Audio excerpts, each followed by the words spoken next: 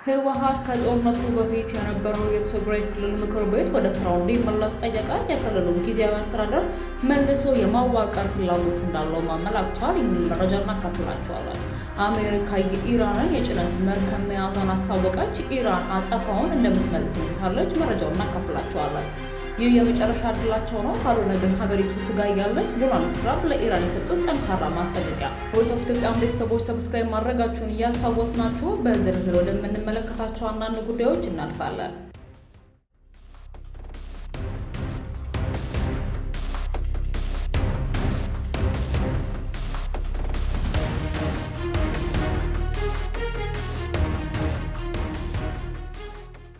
ህወሓት ከጦርነቱ በፊት የነበረው የትግራይ ክልል ምክር ቤት ወደ ስራው እንዲመለስ ጠየቀ። የክልሉን ጊዜያዊ አስተዳደር መልሶ የማዋቀር ፍላጎት እንዳለውም አመላክቷል። ፓርቲው ከሚያዝያ 7 እስከ 8 ባካሄደው የማዕከላዊ ኮሚቴ ስብሰባው በኋላ ባወጣው መግለጫ ከ2.8 ሚሊዮን በላይ ህዝብ የመረጠው ምክር ቤት ወደ ስራው ሊመለስ ይገባልን ብሏል። ምክር ቤቱ በክልሉ የሉዓላዊ ስልጣን ዋነኛ ምንጭ መሆኑንም መግለጫው አክሎ ገልጿል። ይህ ጥሪ የፕሪቶሪያው ተኩስ የማቆም ስምምነቱን ተከትሎ ተዋቅሮ እየሰራ ባለው የትግራይ ጊዜያዊ አስተዳደር የአመራር መዋቅር ላይ ለውጥ ሊመጣ እንደሚችልም አመላካች ተደርጓል። ህወሓት የበላይ ስልጣን የክልሉ ቤቱ ነው ቢልም የክልሉ ጊዜያዊ አስተዳደር የስራ አስፈጻሚ አካልም ይበልጥ ውጤታማ እንዲሆን መልሶ መዋቀር እንዳለበትም ገልጿል። ይህም ውሳኔ በጊዜያዊ አስተዳደሩ ላይ የውስጥና የውጭ ጫናዎች እየበረቱ በመጡበት ወቅት የቀረበ ሲሆን ፓርቲው ነባር ተቋማት የትግራይን የህዝብ ፍላጎት ሙሉ በሙሉ እያገለገሉ አይደለም ሲልም ተሟግቷል። በተመሳሳይ መግለጫ ህወሓት የፌዴራል መንግስቱ የፕሪቶሪያውን ስምምነት ሙሉ በሙሉ አልተገበረም ሲልም ከሷል። ፓርቲው ወራሪ ሲል የገለጻቸው ኃይሎች አሁንም በትግራይ ክልሎች ውስጥ ይገኛሉ ያለ ሲሆን ይህም ተፈናቃዮች ወደ ቀያቸው እንዳይመለሱ ማድረጉንና ሲቪሎችን ለቀጣይ ጥቃትና እንግልት ማጋለጡን ገልጿል። በተጨማሪ መሰረታዊ አገልግሎቶች ሙሉ በሙሉ እንዳልተመለሱና በክልሉ ላይ የተጣለው በጀት ገደብ በመንግስት ሰራተኞች ላይ ተጽዕኖ ማሳደሩን ጠቅሶ ይህም ሰብአዊ ሁኔታውን እያባባሰው መሆኑን ጠቅሷል። ፓርቲው አክሎም የትግራይን ህገ መንግስታዊ ራስን በራስ የማስተዳደር መብት ለማዳከም ጥረቶች እየተደረጉ ነው ሲል ያስጠነቀቀ ሲሆን ክልሉን የሚመለከቱ ውሳኔዎች በተኩስ የማቆም ስምምነቱ ከተቀመጠው ማዕቀፍ ውጭ እየተወሰኑ መሆኑንም ገልጸዋል። የህወሓት መግለጫ የወጣው በሌተናል ጀነራል ታደሰ ወረደ በሚመራው የጊዜያዊ አስተዳደሩ የስልጣን ዘመን መራዘም ላይ በተፈጠረ ውዝግብ በትግራይ ጊዜያዊ አስተዳደሩ ውስጥ የፖለቲካ ውጥረት እየናረ ባለበትም ወቅት ነው።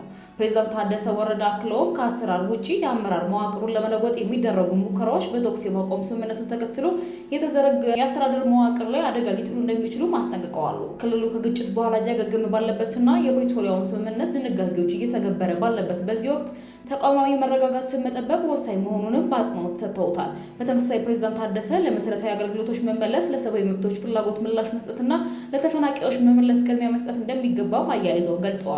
የውስጥ የፖለቲካ ልዩነቶች ክልሉን የማረጋጋትና የመልሶ ማቋቋም ጥረቶችን ማደናቀፍ የለባቸውም ሲሉ አቋማቸውንም ገልጸዋል።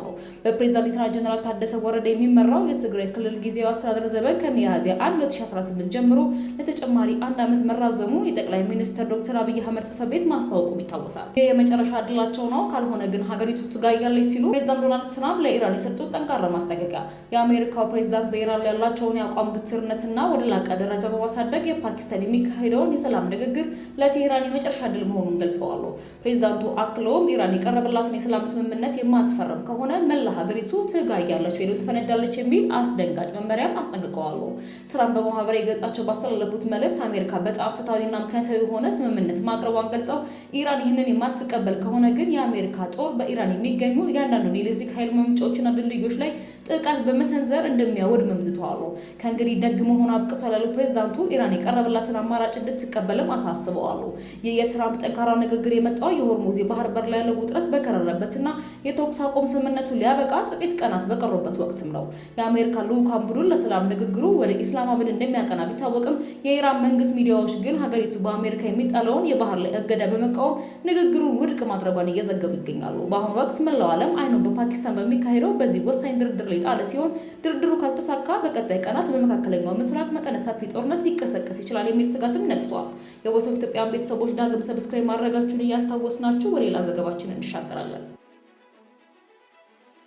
አሜሪካ የኢራንን የጭነት መርከብ መያዟን ተከትሎ ቴህራን በሁለተኛው ዙር ድርድር ለመሳተፍ ውሳኔ አለማሳለፏን ገልጻለች። የፓኪስታን የሀገር ውስጥ ጉዳዮች ሚኒስተር ሞሼ ናቅሺ ከኢራን አምባሳደር ሬዛ አሚር ሞጋሃዳም ጋር ተገናኝተው በኢስላማባድ በሚደረገው ሁለተኛ ዙር ድርድር ዝግጅቱ ዙሪያ መወያየታቸውንና ገለጻ እየተደረገላቸው መሆኑን አስታውቀዋል።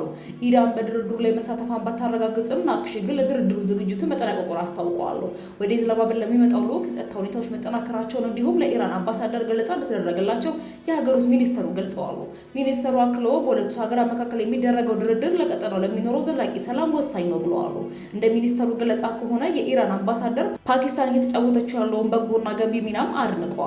ባለፈው ሳምንት መጨረሻ ሊባኖስና እስራኤል ተኩስ አቁም ለማድረግ ከተስማሙ በኋላ ከፍተኛ ቁጥር ያላቸው የደቡባዊ ሊባኖስ ነዋሪዎች ወደ መኖሪያቸው ቢመለሱም መንደራቸው ሲደርሱ ያገኙት ፍርስራሽ መሆኑን የተባበሩት መንግስታት ድርጅቶች ቶም ፍሌቸር ተናግረዋል።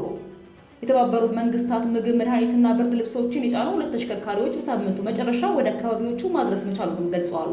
ተኩስ አቁም ከመደረጉ አስቀድሞ እስራኤል በሊታኒ ወንዝ ላይ የተዘረጉትና ደቡባዊ ሊባኖስን ከቀሪ ሀገራት ጋር የሚገናኙ ድልድዮች ላይ ለሳምንታት ጥቃት ስትፈጽም ቆይታለች። እስራኤል ድልድዮቹን የመታቸው የሂዝቡላ ኃይሎችና እንቅስቃሴዎችን ኢላማ በማድረግ መሆኑንም ተናግራለች።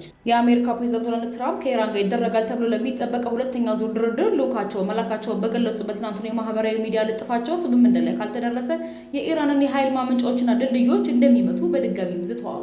የዓለም አቀፉ የሰብአዊ መብቶች ተቋም ሁማን ራይትስ ዎች የቀድሞ ኃላፊ የሆኑት ኬኒት ሮዝ የፕሬዝዳንቱ ዛቻ እንደ የጦር ወንጀል ሊቆጠር እንደሚችልም ለቢቢሲ ተናግረዋል። ትራምፕ ዓለም አቀፍ የሰብአዊ መብቶችን ህጎች እንደማይከተል ሊናገር ይችላል፣ የአሜሪካ መንግስትና የተቀረው ዓለም ግን ይከተሉታል። የሰብአዊነት ህግ እንደ ኃይል ማመንጫዎችና ድልድዮች አሉ የሲቪል ቁሶችን ኢላማ ማድረግን ይከለክላል ብለዋል። እንደ ሮዝ ገለጻ ትራምፕ ድልድዮቹና የኃይል ማመንጫዎች በወታደሮችም ጥቅም ላይ ስለሚውሉ ሁለት አይነት ጥቅም ያላቸው ቁሶች ናቸው የሚል መከራከሪያ ሊያቀርቡ ይችላሉ። ይህ ክርክር ግን ለመውቃቸት በቂ እንዳልሆነም ጠቅሰዋል። የሰብአዊነትን ህግ በሲቪሎች ላይ የሚደርሰውን ጉዳይ ተመጣጣኝ ካልሆነ ወታደራዊ ኢላማው ጭምር እንዳይተኮስባቸው ይጠይቃል ሲሉ አብራርተዋል።